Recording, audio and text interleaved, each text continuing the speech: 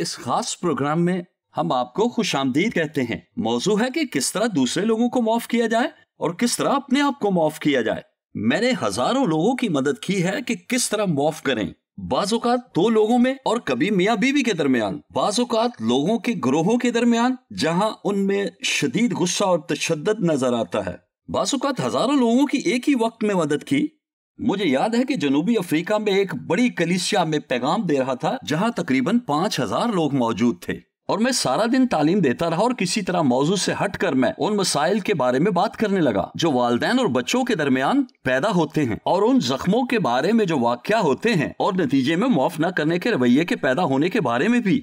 और मुझे एहसास हुआ कि कमरे में माफ न करने का रवैया बहुत ज्यादा है और मैंने कुछ ऐसा किया जो पहले नहीं किया था। उस लम्हे मैंने कहा, अगर आपके दिल में अपने वालिदैन के लिए माफ न करने का रवैया है, अब ये सारे लोग बालिग थे, लिहाजा उनके वालिदैन उस वक्त बुजुर्ग थे और उन्होंने उन्हें कभी माफ नहीं किया और आपको एहसास हुआ कि खुदा चाहता है कि आप उन्हें माफ करें, तो ऑडिटोरियम में आप अपनी जगह पर खड़े हो जाएं।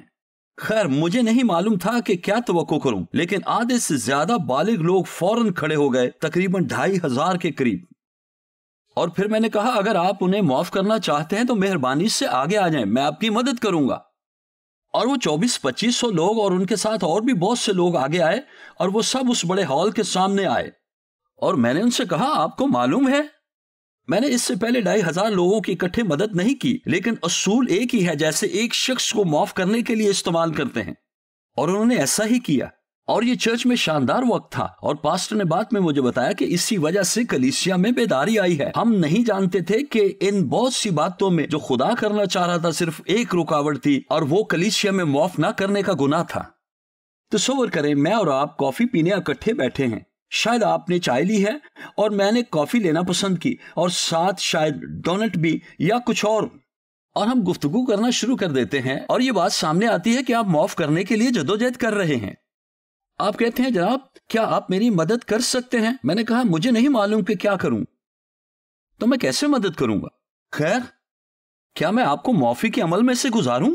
इसे 3 हिस्सों में सोचें, क्योंकि अगर आप ऐसा नहीं करेंगे तो शायद माफ भी नहीं करेंगे। आपको माफ करने के लिए तैयार होना होगा, इसके बाद माफी का अमल शुरू होगा और फिर तीसरा हिस्सा माफ करने के बाद सुकून और इत्मीनान का हसूल है। आइए पहले हिस्से से शुरू करते हैं। आप माफी के लिए तैयारी कैसे करेंगे? पहली चीज यह है कि आप माफ करने का फैसला करेंगे। आप अपना जहन बनाएंगे कि मुझे माफ करना है और कि मेरे अंदर माफ ना करना, गुस्सा, कड़वाहट और शदीद नफरत काफी अरसे से है और अब मैं माफ करूंगा। लिहाजा आपको यह फैसला करना है। और दूसरी चीज जो आपको माफी के लिए तैयारी में करनी है वो इस बात का एहसास है कि शायद आपको एक से ज्यादा लोगों को माफ करना है, लेकिन शुरू में सिर्फ एक ही शख्स को माफ करना होगा और यह शख्स जिसे आप माफ करना चाहेंगे वो होगा जिसने आपको सबसे ज्यादा जख्म दिए हैं।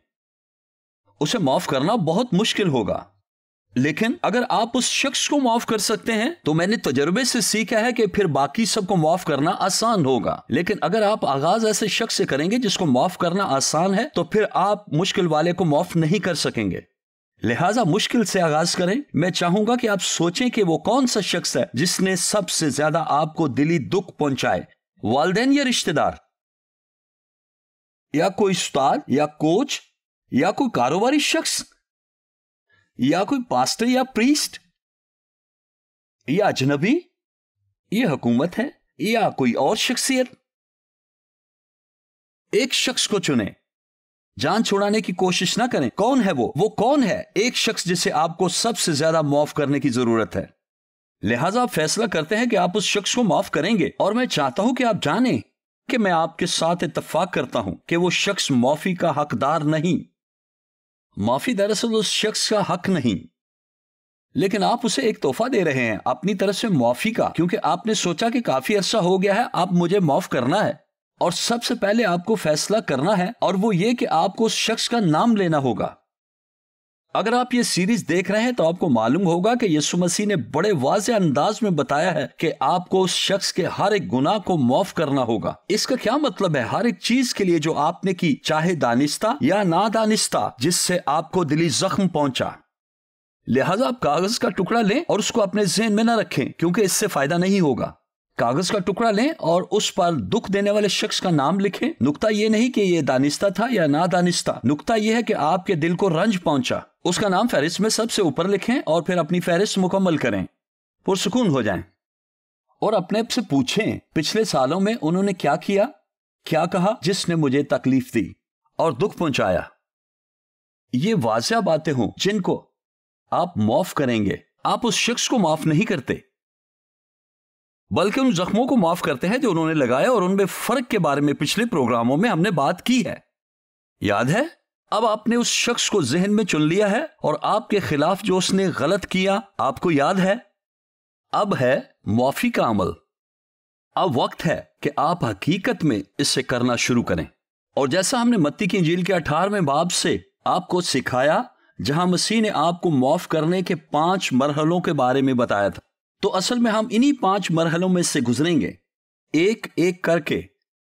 आपको पहला मरहला याद है, यीशु ने क्या कहा? आपको उसे दिल से माफ करना है। आप उसे अपने दिमाग से माफ नहीं करते। आप यहां से आगाज जरूर करते हैं, आप कुव्वत फैसला से माफ नहीं करते। आप कुव्वत फैसला में दुखी नहीं हुए थे, बल्कि अपने दिल में दुखी हुए थे। इसलिए आपका दिल शायद किसी हद तक बंद हो चुका है, खास तौर पर उस शख्स के लिए। और जब आप उस शख्स को माफ करने का इंतखाब करते हैं तो आपको अपनी दिफाई दीवारों को हटाना होगा और आप कहेंगे कि मेरा दिल काफी अरसा उसके लिए बंद रहा है और अब मैं उसे अंदर आने दूंगा। और आप उसके लिए अपना दिल खोलेंगे। कहने का मतलब है यह दिल अब सलाखों के पीछे बंद नहीं है, बल्कि मैंने इसे खोल दिया है। दूसरी चीज जो यीशु ने सिखाई कि आपको उस दूसरे शख्स को अपनी ही तरह के एक इंसान के तौर पर देखना शुरू करना होगा, और आप उसका इंतखाब कर सकते हैं क्योंकि आपने उस शख्स को माफ करने का फैसला कर लिया है और आपने उसके लिए अपना दिल खोला है। और अब आप भाग नहीं रहे, आप उन्हें पीछे नहीं धकेल रहे, आपने उनके लिए अपना दिल खोला है। और फिर बड़े अरसे के बाद पहली बार आप उन्हें अपनी ही तरह के एक इंसान के तौर पर देखना शुरू करते हैं, जानते हैं। और आप उन्हें कुछ ऐसा देंगे जो पहले आप उन्हें देने को तैयार नहीं थे, लेकिन अब आप उन पर शफकत और रहम करेंगे। आप उन पर तरस खाएंगे और उन पर अपनी शफकत जाहिर करेंगे। इसका क्या मतलब है? आप उन पर मेहरबान होंगे, इसलिए नहीं कि वो इसके हकदार हैं, बल्कि आप खुद उन पर मेहरबान होंगे और उन पर रहम करने के लिए तैयार होंगे और उन्हें फजल का तोहफा देंगे। आपका दिल खुला है और आप खुद से कहेंगे, आपको मालूम है कि मैंने दूसरों से सुना है। शायद आपने भी जिंदगी में किसी को रंज पहुंचाया हो और वो माफ ना करे। क्या आप नहीं चाहेंगे कि वो आपको माफ करे? जैसे आप चाहते हैं कि वो आप पर शफकत और रहम करे, वैसे ही वो भी चाहता है जिसको आपने माफ करना है। आप कहते हैं ठीक है, मैं रहम करूंगा, मैं अपने दिल के दरवाजे को खोल दूंगा और आप पर फजल, रहम, मेहरबानी और तरस खाऊंगा। मैं नहीं जानता कि आपकी जिंदगी में क्या चल रहा था, क्यों आपने मेरे साथ ऐसा सलूक किया। आपको याद होगा एक प्रोग्राम में मैंने आपको 2 चीजों को अलग करने के बारे में सिखाया था। यह बहुत अहम है। अगर मैं वो शख्स हूं जिसने आपको तकलीफ दी तो मैं नहीं चाहता कि ऐसा हो, लेकिन समझने के लिए ऐसा तसव्वुर कर लेते हैं। तसव्वुर करें कि यह कब इस बात को जाहिर करता है जो बात मैंने कही, या वो अल्फाज जो मैंने कहे, या मैं चिल्लाया, या मैंने कुछ किया जिसने आपको दिली जख्म दिए। मैंने आपको जख्म नहीं दिए, मैंने जो किया और उस बात ने जो मैंने की उसने आपको जख्मी किया। लिहाजा मुझे यीशु मसीह की तरफ से यह मुझे हुक्म मिला है कि मैं उस शख्स पर रहम करूं। आप इस बात पर इत्तफाक नहीं कर रहे कि जो उन्होंने किया दुरुस्त था, वो दुरुस्त नहीं था, वो ठीक नहीं था, वो गलत था, लेकिन आपने शख्स पर रहम करना है, उसकी बात पर नहीं। अगली चीज जिसके बारे में यीशु ने बताया, तरस खाने के बाद उस शख्स को रिहाई दें। यह एक हैरान कुन बात है। अगर वो शख्स मैं हूं जिसने आपको तकलीफ दी, जो मैंने किया, जिसने आपके दिल में जख्म पैदा किया, तो आप आखिरकार हमें अलग कर रहे हैं और कह रहे हैं आप भी मेरी ही तरह के इंसान हैं और आपने कुछ गलत किया। ठीक है, लेकिन आप हमेशा ऐसा नहीं करते। आप सुबह उठते ही हर एक के साथ ऐसा ही नहीं करते। हम 3 साल से दोस्त हो सकते हैं, फिर एक दिन मैंने आपके साथ कुछ बेहद बुरा सलूक किया और आप मुझे इसके अंदर से देखना शुरू कर देते हैं। आप मुझे भूल गए हैं। मैं अभी भी वही हूं जिसे आप 3 साल से जानते थे और हम दोस्त थे। इसे यहां रखना और मुझे इसके रंग में रंगना छोड़ दें। मैं ये नहीं हूं, मैं ये नहीं हूं, मैं इससे अलग हूं। ये वो है जो मैंने किया, लेकिन मैं ये नहीं हूं। मुझे अपना समझें और आप रहम करें। पहली बात, अपना दिल खोलें। दूसरी बात, उस पर शफकत और रहम करें। तीसरी बात, बाइबल सिखाती है कि उस शख्स को रिहा कर दें, क्योंकि यहां मैंने कुछ किया और ये वो चीज है जिसने आपको तकलीफ पहुंचाई और ये अभी भी यही है। और पहले 3 इकदाम में हम उस शख्स पर तवज्जो करते हैं, उसके काम पर नहीं। ठीक है, आप अपना दिल खोल रहे हैं मेरे लिए, आप शफकत और रहम कर रहे हैं मुझ पर। और तीसरी चीज जो आप करेंगे वो मुझे रिहा करेंगे। और अभी तक आप इस बारे में बात भी नहीं कर रहे जो मैंने की। इसको इस तरह ना रखें, आपको इन दोनों को अलग करना चाहिए और यही मैंने किया। ठीक है, याद है यीशु ने रिहाई देने के बारे में कहा। रिहाई कहां से दें? सोचें कि हमने उस शख्स को कहां रखा था। हमने उसे ताला लगाकर बंद कर दिया था। और याद करें, मैंने एक दिल के कैद खाने की तस्वीर पेश की थी। किस तरह दिल का एक दरवाजा है और जब आपको मुझ पर शदीद गुस्सा आता है और आप मुझे माफ न करने का फैसला करते हैं, मैं आपको करीब नहीं आने दूंगा, कभी मेरे पास ना आना। लिहाजा मैंने क्या किया? मैंने अपने दिल की कैद का दरवाजा खोला और मैं आपको गले से पकड़कर खींचता हुआ तारीक सीढ़ियों से नीचे उतरता हूं और आगे तारीक हॉल में छोटे बल्ब लगे हैं और दोनों इतराफ में सलाखें लगी कोठड़ियां हैं और मैं आपको आपकी इजाजत के बगैर पकड़ता हूं और एक कोठड़ी में फेंक देता हूं और बाहर से ताला लगा देता हूं और कहता हूं मैं नहीं चाहता कि आप दोबारा मेरे दिल में आए। हां, सो हमने आपको कैद कर दिया और एक तरह आपने मुझे बंद कर दिया। उस शख्स को जिसने आपको तकलीफ पहुंचाई, आपने उससे बंद कर दिया। और कई दफा मैं ऐसे लोगों से मिला जिन्होंने लोगों को 15 साल से कोठड़ियों में बंद किया हुआ था। जी हां,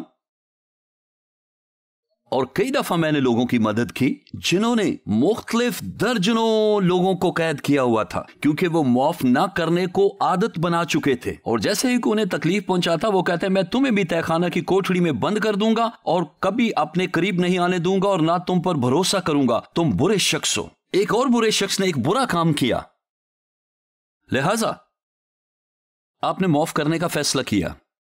आप उनके कामों को नहीं बल्कि इंसान के तौर पर उनको देख रहे हैं। तो फिर आप क्या करेंगे? चले क्यों ना आप ये तस्वर करें, आप दिल की कैद की सीढ़ियों से नीचे उतर रहे हैं। ये खुफिया रास्ता जिससे आप उस शख्स को नीचे लेकर गए थे। अब आप उन सलाखों के बाहर खड़े हो और अंदर देखें। उस शख्स पर एक लम्हा नजर करें। ओ मेरे खुदाया, वो क्या तवक्को कर रहे हैं कि आप करेंगे? जो उन्होंने किया, क्या वो उस पर खुश है कि काश वक्त लौट आए और हम सब कुछ ठीक कर सकें? सलाखों के पास जाएं, वो बिल्कुल आपके सामने हैं। आप उनसे क्या कहेंगे? आप कहेंगे मुझे अफसोस है मैंने आपको कैद रखा और अपने करीब भी ना आने दिया। मैंने खुद गर्जी की और आपने भी ऐसा ही किया। ठीक है, उन्हें यह बताएं, लेकिन फिर उन्हें सच भी बताएं कि मैंने आपको माफ करने और अपने दिल की कैद से रिहाई का फैसला किया है। जी बिल्कुल, बहुत अरसा हो गया है, आपको वहां बहुत ही अरसा हो गया है। और चाबी को जेब से निकालकर ताले में लगाते हैं, क्योंकि आप ही वो वाहिद शख्स हैं जो इस शख्स को रिहाई दे सकते हैं। आप दरवाजे को पूरा खोल देंगे और वो शख्स जो अंदर है भागकर आपके गले लग जाएगा। कोई भी नहीं, लेकिन मुश्किल ही से कोई ऐसा शख्स होगा जो सच में दूसरों को तकलीफ पहुंचाना चाहे। कुछ लोग तो होंगे, लेकिन ज्यादातर नहीं, और शायद वो शख्स भी नहीं जिसे आपने कैद किया हुआ है। कौन जाने उन्होंने जो किया वो क्यों किया। शायद हसद या गुस्सा, या इससे पहले कि वो आपका सामना करते, शायद उनकी अपनी बीवी से लड़ाई हुई हो और आप पर गुस्सा इसलिए निकाला कि घर में लड़ाई थी। कौन जाने क्या हुआ था। आपको फैसला करना है कि बहुत हो गया और उससे बाहर आकर गले लगने की इजाजत देना और बताना कि आप मेरे दिल की कैद में काफी अरसे से थे और अब वक्त है कि यहां से निकलकर उन्हें सीढ़ियों से ऊपर सूरज की खूबसूरत रोशनी में लाएं, क्योंकि अब वो कैद में नहीं, आप उन्हें बाहर लाए हैं क्योंकि आपने उन्हें माफ करने का फैसला किया था। अपना दिल खोला और उन पर अपनी शफकत जाहिर की और उन्हें अपने दिल की कैद से रिहाई दी। अब बारी है वाज़िया चीजों की, क्योंकि यीशु की तालीम इसमें बहुत वाज़िया है। हमें माफ करने में मुश्किल होती है क्योंकि हम पूरे तौर पर वो नहीं करते जो यीशु कहता है कि हमें करना चाहिए। हमें उन्हें माफ करना है।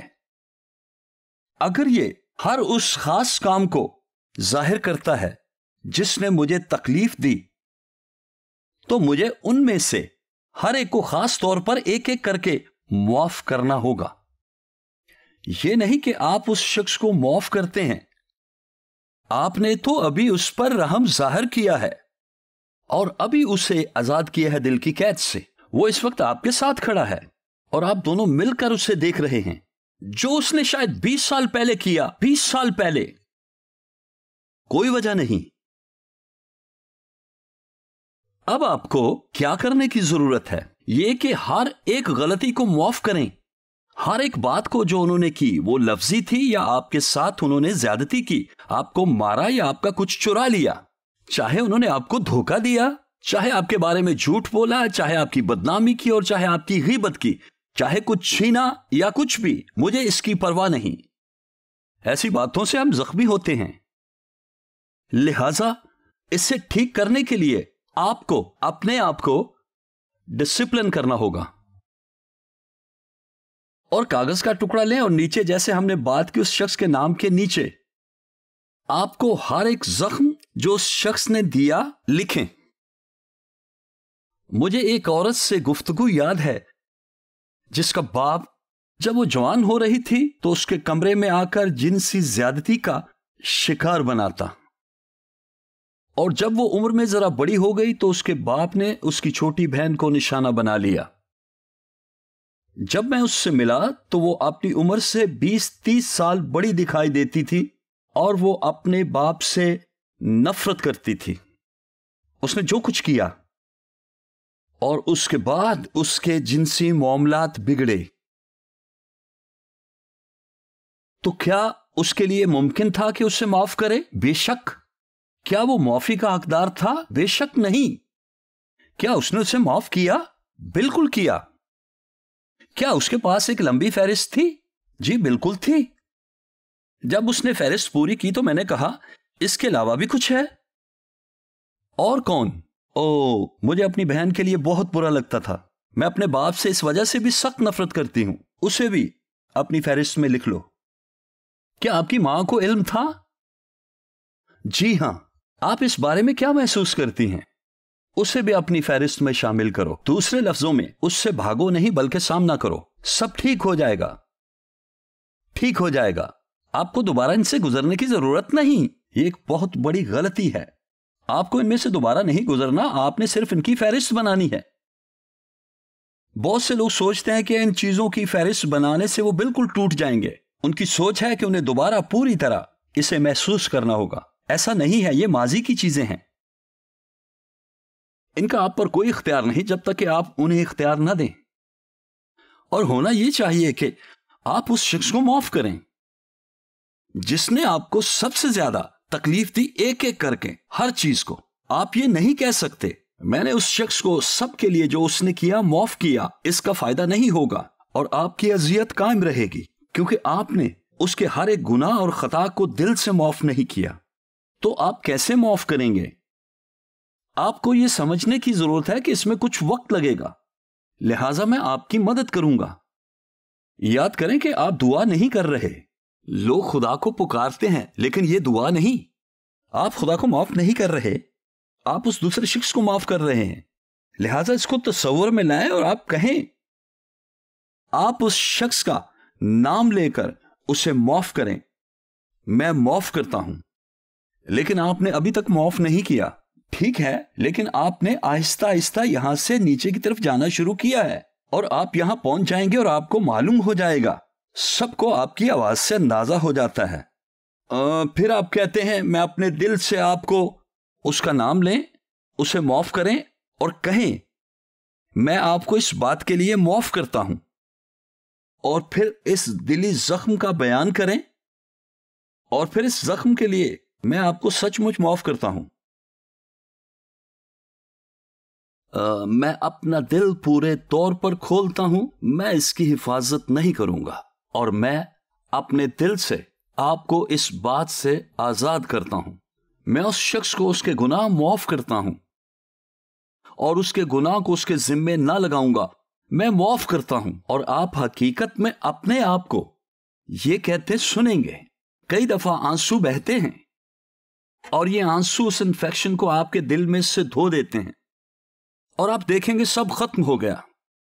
और अगर आपके सामने कोई ऐसा शख्स आ जाए जिसे आप माफ ना कर सकें, तो फिर कुछ अभी भी अटका हुआ है। और फिर खुदा से कहें कि ये क्या है जिसका सामना करने को मैं राजी नहीं, और फिर आप उस सब में से गुजरेंगे। और फिर अगला कदम होगा और आपने अपना दिल खोला और आपने रहम और शफकत दिखाई, उस शख्स को अपने दिल की कैद से रिहा किया। और फिर आपने उन तमाम जख्मों की फहरिस्त बनाई जो जख्म उन्होंने लगाए, और आप एक एक करके उन्हें माफ करते जाएंगे और आप अपने आप को ऐसा करते सुनेंगे। और अगर आप ऐसा ना कर सकें तो किसी करीबी दोस्त से मदद लें। मैंने अपनी बीवी से कहा कि कुछ लोगों को माफ करने में मेरी मदद करे। मुझे इल्म था, लेकिन मुझे जरूरत थी कि कोई मुझे इस अमल में से गुजारे। यह मुश्किल था। मैंने बहुत से आदमियों, औरतों और नौजवानों की माफ करने में मदद की, इसमें कोई झिझक नहीं। तो जब आपने उन्हें माफ कर दिया तो आप अगले कदम की तरफ बढ़ते हैं। अगला कदम कुछ हैरान कुन है, और वो ये है जब आप उन्हें बरकत देते हैं, जब आप मुड़कर खुदा से दुआ करते हैं और कहते हैं मैं वही कर रहा हूं जो तूने मुझे मत्ती की इंजील के 6 बाब में सिखाया है। उनके लिए दुआ करो, उनको बरकत दो और उन पर मेहरबान हो जिन्होंने आपको सताया, जो आपके दुश्मन हैं और मुखालिफ हैं। माफ करने के बाद आपके दिल में उनके लिए कोई बुरी ख्वाहिश नहीं। आप खुदा से उनके लिए बरकत मांगते हैं। प्यारे खुदा उन्हें बरकत दे, उनकी अज़दवाजी जिंदगी, उनकी आल औलाद, उनके कारोबार और उनकी सेहत पर बरकत दे। जी, जब आप ऐसे दुआ करते हैं तो मतलब आपने उन्हें माफ कर दिया है। अगर आपने माफ नहीं किया तो ये अल्फाज आपके हलक में अटक जाएंगे। अब तीसरा हिस्सा, सुलह और इत्मीनान का हसूल। क्या मतलब? देखें, आपको अभी अपने और खुदा के दरमियान मामलात सुलझाने हैं, क्योंकि माफ ना करना एक गुनाह है। इसी तरह कायम रहने वाला गुस्सा एक गुनाह है। शुरू में तो नहीं, लेकिन अगर अपने अंदर रखते हैं तो गुनाह है। इसी तरह कड़वाहट गुनाह है, बहुतान तराजी गुनाह है, नाराजगी गुनाह है, नफरत गुनाह है, इंतकाम गुनाह है। ये सब गुनाह है जो आपने उस शख्स के खिलाफ किए हैं, और आपको अपने और खुदा के दरमियान भी इससे हल करने की जरूरत है। तो आपको क्या करना चाहिए? ये कोई मुश्किल काम नहीं। खुदा से सिर्फ ये कहें, प्यारे खुदा, मैं इन गुनाहों का इकरार करता हूं। माफ ना करना, गुस्सा करना, कड़वाहट, बहुतान तराजी, नाराजगी, नफरत, इन सब गुनाहों का तेरे हुजूर सच्चे दिल से इकरार करता हूं। मेहरबानी से मुझे माफ कर और मुझे इससे साफ कर। और खुदा ऐसा करेगा। इसी लम्हे आपके तमाम माफ न करने के गुनाह आपके दिल से धुल जाएंगे। मैं वादा करता हूं कि आपकी फौरी शिफा का आगाज हो जाएगा। और खुदा जिसने आपको, याद है, उसने आपको दुख उठाने वाले जलादों के हवाले किया था जब तक कि आप माफ नहीं करते। लेकिन जिस लम्हे आप माफ करते हैं, खुदा कादर मुतलक बयान करता है कि उस शख्स ने माफ कर दिया है। मैं इस अजियत को खत्म करता हूं, ये सरजनश खत्म हुई, मैं इसे आजाद करता हूं और अपना फजल और इत्मीनान उस पर उंडेलता हूं। क्या आप जानते हैं कि मैंने लोगों की जिंदगियों में सचमुच ऐसा होते देखा है? अपनी आंखों के सामने जहां वो वापस मुड़े और सारा बोझ जाता रहा और डिप्रेशन खत्म हो गया, क्योंकि उन्होंने माफ कर दिया, फिर खुदा ने उन्हें माफ कर दिया। जैसा यीशु ने कहा, इन्हें आजाद कर दो। जी हां, कभी भी अपने आप को माफ ना करने की हालत में ना रहने दें। अब आपको तमाम इकदाम मालूम है। अपना दिल खोलें, शफकत जाहिर करें, उस शख्स को आजाद करें, उनके गुनाह माफ करें और उन्हें बरकत दें, और यकीनी तौर पर गुनाहों का इकरार करें और कहें कि खुदा आपको बरकत दे और वो सारी अजियत जो इससे मुतालिक है रुक जाएगी, और खुदा अपनी बरकत इस तरह आप पर उंडेलेगा कि आप अपने आप को पहचान नहीं पाएंगे।